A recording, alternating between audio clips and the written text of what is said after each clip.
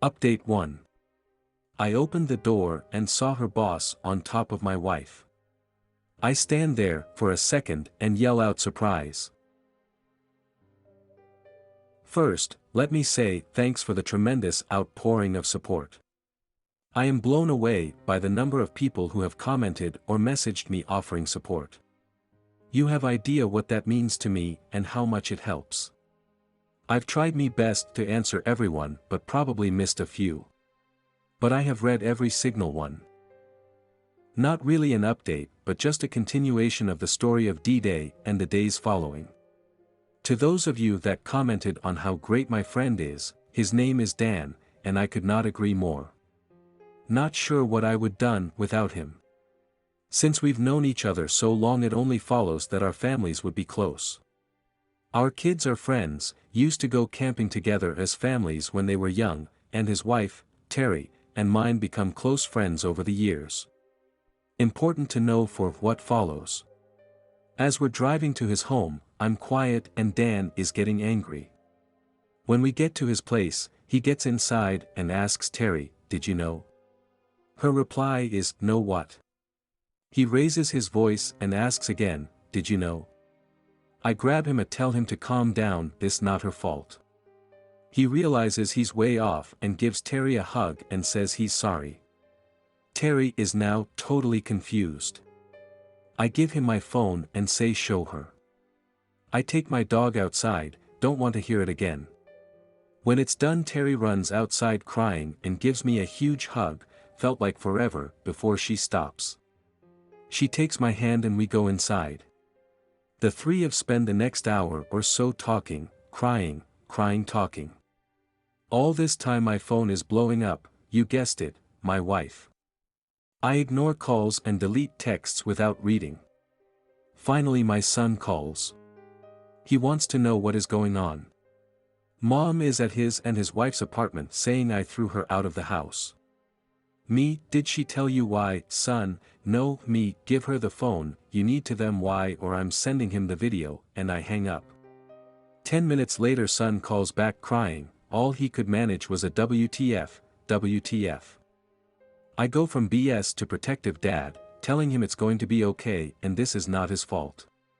He calms down and asks if I'm okay and tell him of course not and start crying again. He finally tells me that mom will stay the night and hangs up. Almost immediately my phone rings again and it's my daughter. I forgot I asked her dog sit while we going to be gone for the weekend. She wants to know where Cooper, my lab, is. I tell her something happened and we're not going, but she can stay at the house, neither of us coming home tonight. Daughter, what do you mean, neither of you? Where are you? Me, I'm at Dan and Terry's and your mom is at your brother's. Her, Dad, tell me what's going on. Me, I can't right now, I'll be by the house tomorrow and we'll talk then. She keeps insisting, I tell and I keep saying no. She finally gives up and hangs up. I know where the next call is going, so I text my son and tell him expect a call. Next I call my wife and ask if she wants to tell our daughter or should I. Her only response is to start crying again. I hang up. 30 minutes later, there's a knock on the door. Dan answers and let my daughter in. She sees me and tell I've been crying and runs to me, hugs me, and we start crying although she doesn't know why. After she calms down and we both stop crying, I call my wife back and tell our daughter is with me, and I ask again if she wants to tell her or should I. Phone is speaker, so my daughter asks, Mom, tell me what? Again, only crying on the other end. So I say, I guess I will, and hang up. W/O giving details. I explain that I found out today that her mom has been cheating on me and has been having an affair for 9 months. Just when I thought I couldn't feel any worse, the hurt on my baby girl's face brought me to my knees. She's shaking and can't even cry. I'm on the floor, sobbing and can't move. I feel like I let her down. When she needed me the most, I couldn't even ducking move. Terry comes over crying and hugs her, telling her it will be okay. Dan is bawling too. Like I said, close families. She finally lets out this painful wail that I will never forget if I live to 100. I finally get up and go hug them both. We finally all go sit down. No knows what to say. I ask my daughter if she going to be okay. She looks at me and says, "Dad, don't worry about me, are you going to be okay?" I manage to "Yeah, I'll manage." She asks if she can take Cooper with her to the house and if her fiancé Tim can come stay there. Of course. I'm thankful she won't be alone. After she leaves, Terry just goes off saying I can't believe she did this, calling her every name in the book. She calms down and grabs her phone saying she going to call her, looking at me expecting me say no. I tell her go ahead but put it speaker. So she call, exchanging pleasantries, etc. Finally she tells her that Mike, that's me, called Dan crying after she left the house and that I'm staying there. She, Terry, knows everything. Again more crying. Terry just unloads. Scream at her, what were you thinking? How could you? Why didn't you come talk to me before you started down this road? If something was missing, why didn't you talk to Mike? You know how understanding he is. You have any idea how many people you've hurt? Darlene, daughter, just left here. I can't begin to explain the look on her face when Mike told her. Dan and I will never be able to look at you the same again. How could you be so ducking selfish? Just more crying on the other end, saying over and over how sorry she is. Terry doesn't hang up and I'll listen to her cry. After a minute or so I ask Terry for the phone. Ashley, no response. I ask again, Ashley, she final says, yeah babe, I say, you can't call me that ever again. More crying. Me, I just want to know what you are really sorry for. If I hadn't come home early, would you have realized how wrong this was, or would you have ducked your boss when we got back from the trip? More crying.